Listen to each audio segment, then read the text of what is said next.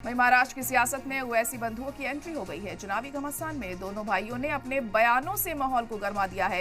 AIMIM chief Asaduddin Owaisi के छोटे भाई अकबरुद्दीन ओवैसी ने साफ साफ कहा है कि मैं मोदी योगी का दुश्मन हूं। महाराष्ट्र को मराठा सीएम नहीं, पानी चाहिए। कोई आपका वोट हिंदुत्व के कदमों में डाल देगा। आजकल गारंटियों का दौर चल रहा है, ये कहा अकबरुद्दीन ओवैसी ने। वहीं शरद पवार की गारंटी पर कोई भरोसा कैसे करे, उद्धव भी हिंदुत्व की सियासत करते हैं। ये तमाम बातें अकबरुद्दीन ओवैसी की तरफ से यहाँ पर कही गई हैं।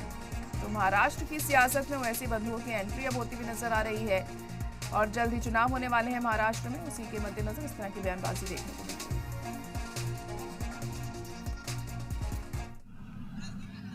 ने अपनी तकरीर में कहा कि बटोगे तो कटोगे।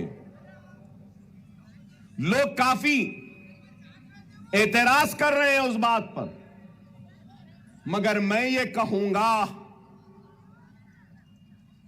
बीफ के नाम पर, मॉब लिंचिंग के नाम पर, घर वापसी के नाम पर, सर पे टोपी पहनने के नाम पर, दाढ़ी पालने के नाम पर जो तुम काट रहे हो, क्या ये तुम्हारी नफरत हिंदुस्तान के सबसे बड़ी अक़लियत से, क्या ये मुल्क को कमजोर नहीं कर रही है?